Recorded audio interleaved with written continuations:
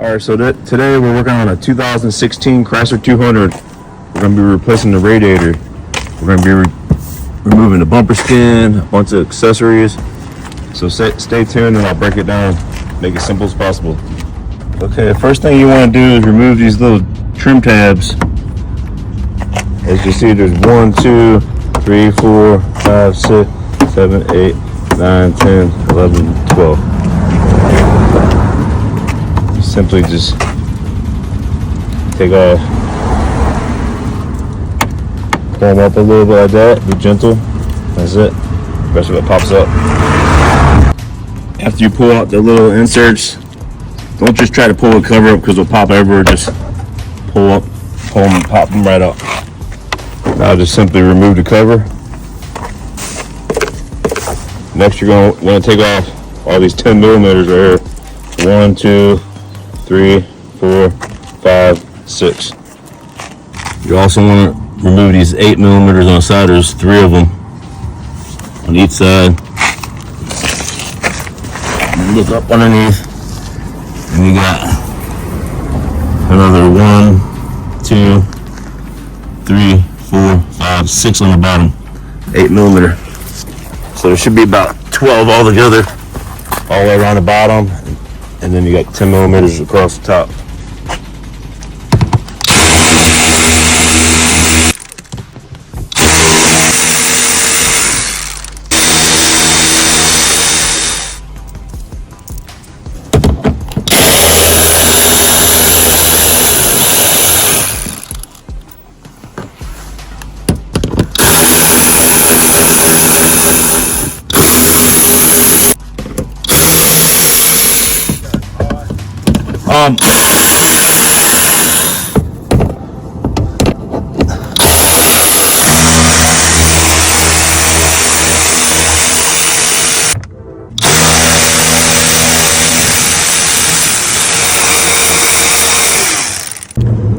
You're gonna have one more screw up inside of here. I'll get a light in a second. Okay, let's get these top off.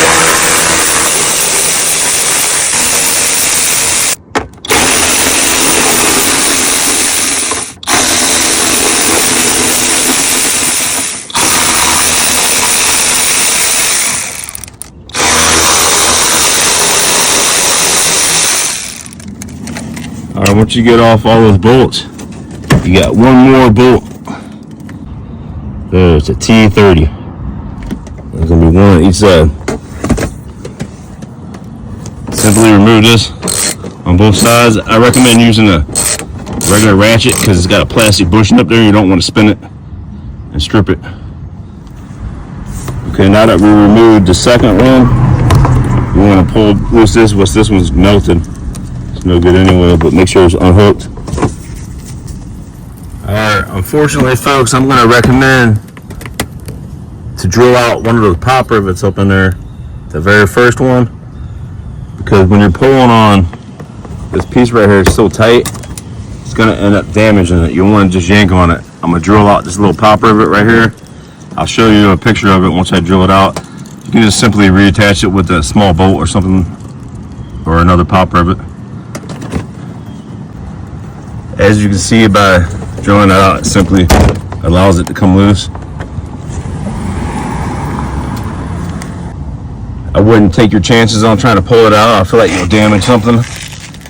Okay, now that you got this bumper all freed up, you don't want to take off all the plugs individually. There's one bulkhead connector right here on the driver's side.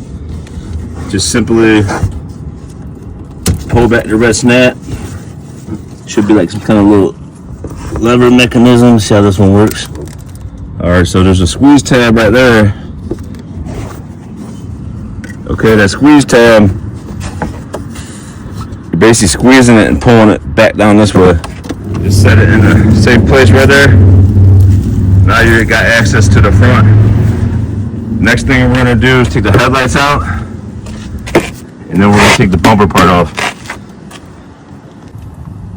We're just loosening that tin right there, and you're going to remove these 4 on each side, but just loosen this bottom one. Has a little slider on it.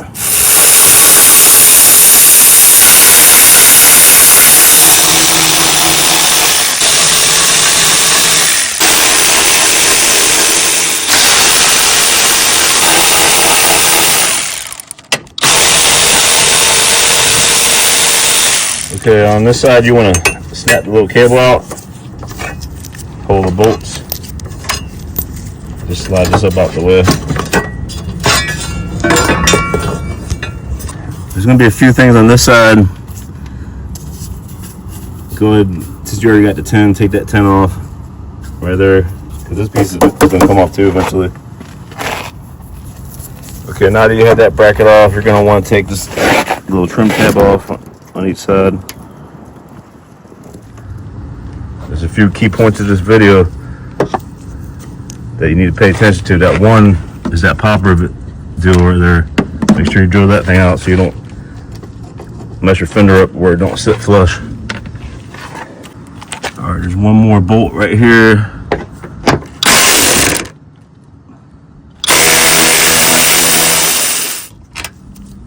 A little bolt down there.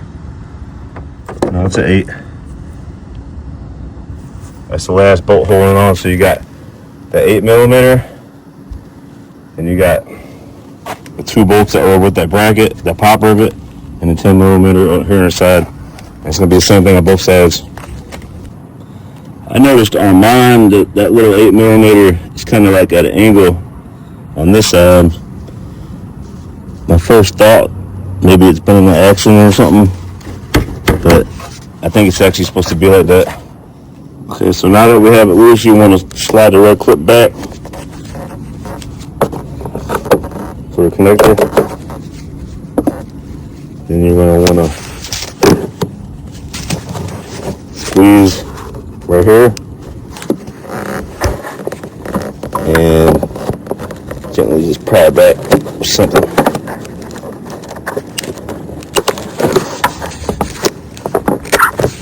Kind of tight. Okay, so now that we got the headlights out, we need to remove this right here. It's your bumper support. It's your main bumper.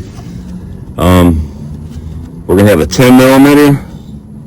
Looks like either 15 or 16. We'll find out shortly. Alright, there's a 15mm and the other one's 10mm. We'll go ahead and just zip through it.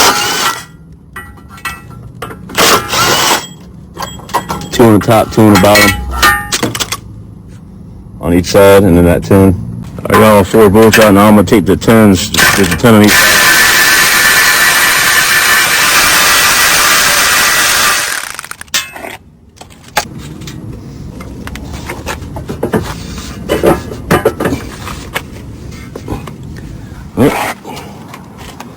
That's why I'm doing it live action. This is my first time doing one on the 200. There's another hidden 10 down there on the bottom. I didn't see that one. There's only one extra one on the driver's side.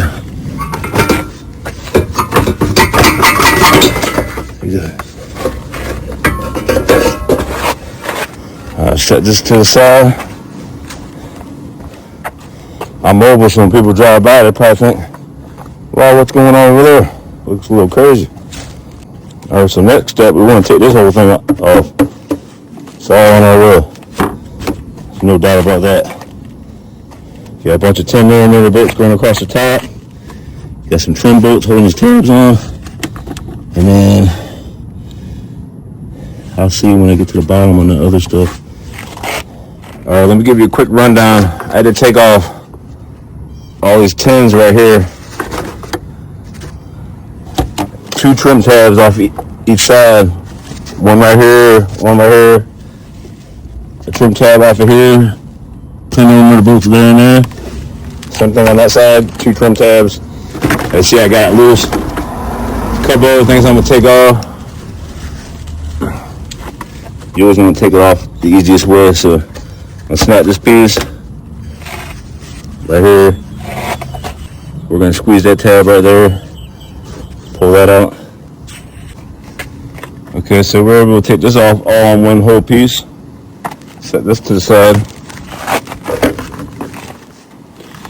If you didn't catch it earlier, it's basically 1, 2, 3, about 6 10mm bolts on top. There's 2 10mm bolts on the bottom on each side. You had a couple trim pieces to take off. You had to pull this whole harness out. I did all this using a trim tool. We also took this cable off from that side. It hooks right here. That's the least damaging way possible to do it. Okay, now my plan of action, I'm gonna remove these two 10 millimeters for the hood latch, and I'm gonna remove the rest of these trim pieces, get this out of my way, and then I'm gonna take off these torque screws. I'll go through that in detail in a minute. Okay, you want to slide this back like this. This slides right into a little groove. It's T25s that hold this. That's the main radiator support. You're going to take off the 10 millimeter bolt right here. The 10 millimeter bolt down there. This one has a whole bracket. It has a 10 millimeter on each side. You can just slide that out. And then you got one more down here in the bottom. I haven't took that out yet. We're going to take one out there. And then I got to take the second one out still. Okay, I got that bottom one off. And then you got another 10 you got to take off because you want to free up this line. What you're trying to do is get the ability to separate the radiator from the condenser. And we're going to do it in such a way we don't have to remove the Freon. Alright, now we're going to move to the front. Go ahead and take out the fan bolts. One 10 millimeter on each side, and then you slide up. This thing you just want to squeeze and then pull back. I went ahead and decided just to remove this clamp. It's a lot easier, just take that hose off. Okay, after removing that hose, I was easily able to remove the fan. The bottom hose is going to be a little clip. Just power blunt.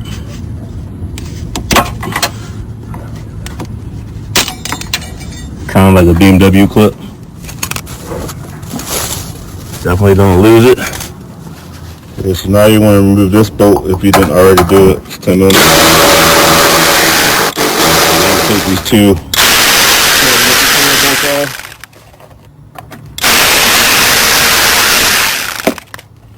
If you're very careful, you can manipulate those lines right there.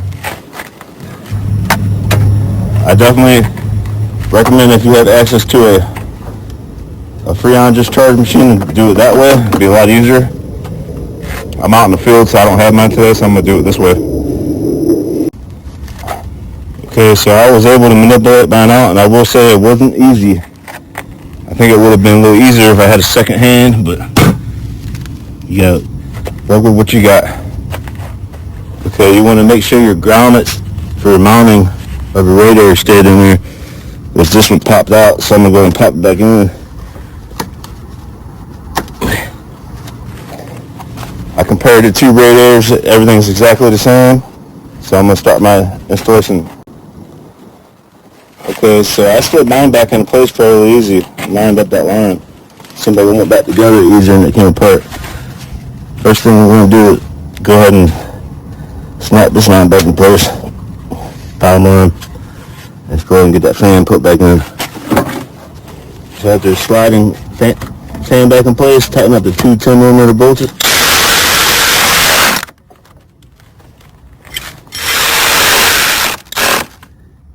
We're going to start reassembling the front. You just do everything in reverse order as you took it off. Okay, while reinstalling all the little brackets and trim pieces, I realized it was a bit of a quagmire. So I'm just going to zoom in on any pieces in case you're having trouble lining everything up. So you can see what I took off and what I put back on.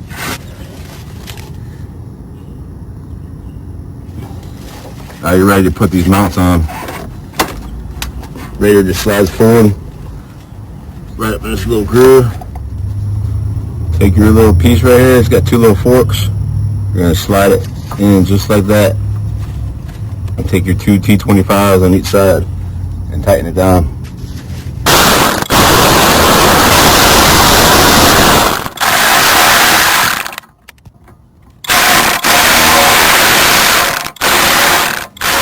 Now we want to slide this piece back on.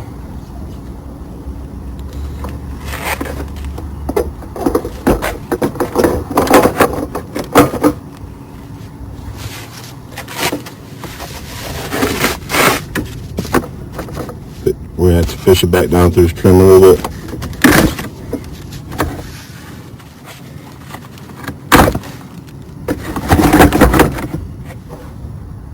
Slide this piece back down on top of the radiator and put in your 4 trim pieces.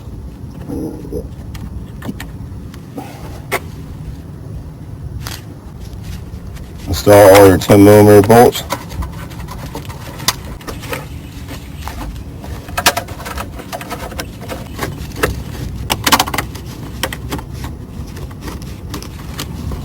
Don't forget the ones on the bottom. Okay, so now you want to tighten up all the bolts.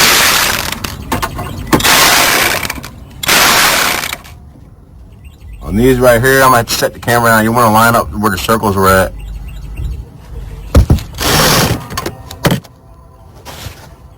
It just ensures the hood is shut properly. Make sure they're all started hand spun before you tighten them.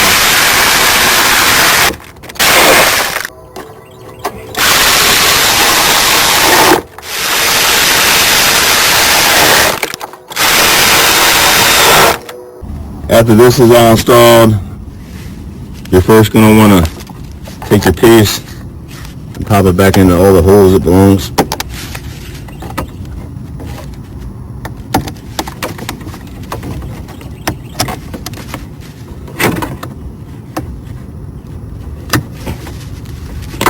Don't forget to plug this in. This is called an ambient temperature sensor. Without this, your AC won't even work. So I got confused about stuff like that.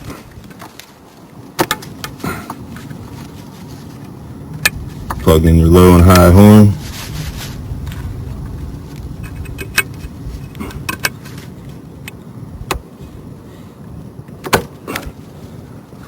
You're going to take your little piece, your little ball, put back into place, pull back on it, slide it, lock it in.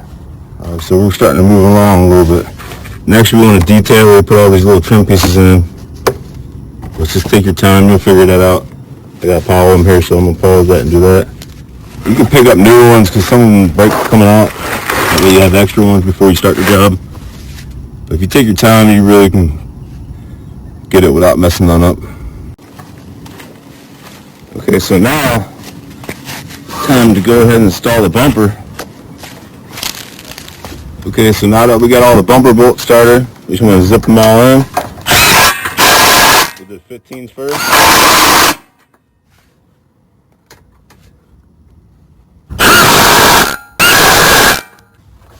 Those 10mm do have a purpose. They help you line the little bumper right up.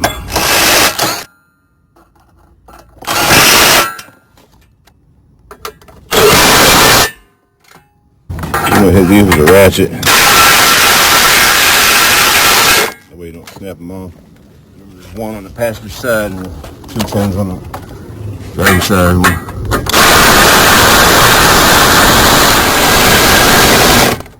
Okay, so now we're putting the headlights in. I found it easier to go ahead and tighten up the 8mm bolt first and zoom in on it. It's in a lot tighter spot. One then clip down the plug.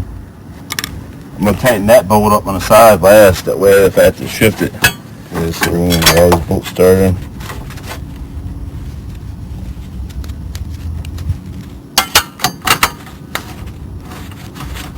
Don't tighten anything up until we get them all in there. Okay, the trick to the headlight is you want to get it sitting flush in this piece right here. Best you can. Then you tighten up that bolt. Okay, so we got this whole thing tightened up. Just do the same exact thing on the other side. Okay, now that you got both headlights in, it's time to install the bumper skin. This is the part you just want to be a little gentle. You put the bumper skin in, make sure you lock it up on that pin. Give you an example. Right there. Start pushing in right here and work your way around. See how it locks in.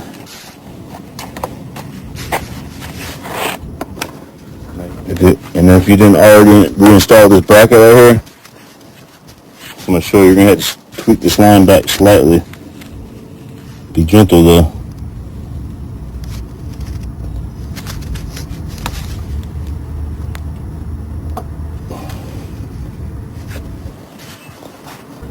Now you got this tweak back in place, you simply just want to go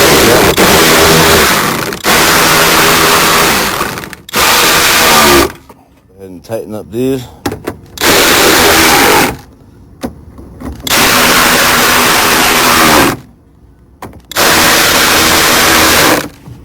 Now you're ready to install the cover. But we're going to leave it loose for right now because I still got to put that hose back on and kind of clamp. Don't forget to come over here and plug in your bulkhead connector for your power lights. Squeeze and make sure it locks all the way in. Now you want to put your T30s back in. Okay, you simply want to hand crank the 10 T30s same way you remove them because there's a little plastic thing in there. You don't want to spin it loose. You're going to have a really difficult time after that point. Okay, now that you got all the T30s started, both T30s tightened down, and we'll get all your 8mm. For the bottom trim and the side trim. Remember those 3 on the sides and 9 on the bottom. Okay, now that we got them all hand started, let's go and crank them all down.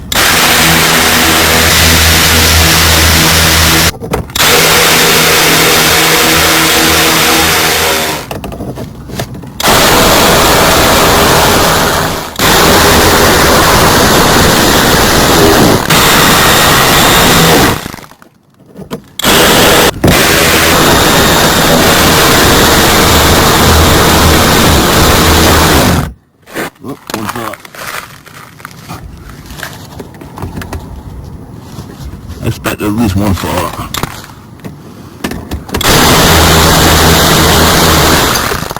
Two.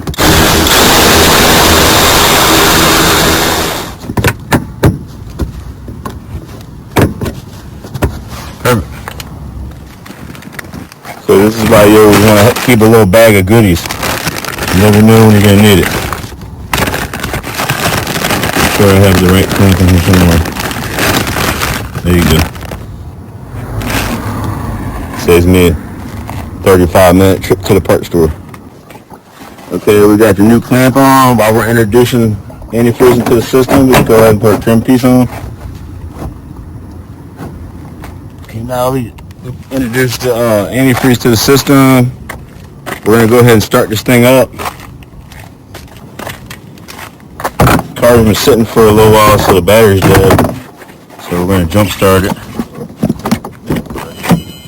See what we got going on here. There you go. Alright, we're going to want to crank the heat on full blast.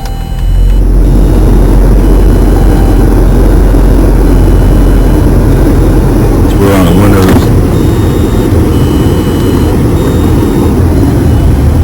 Just let it run. We want to burp all the air out of the system.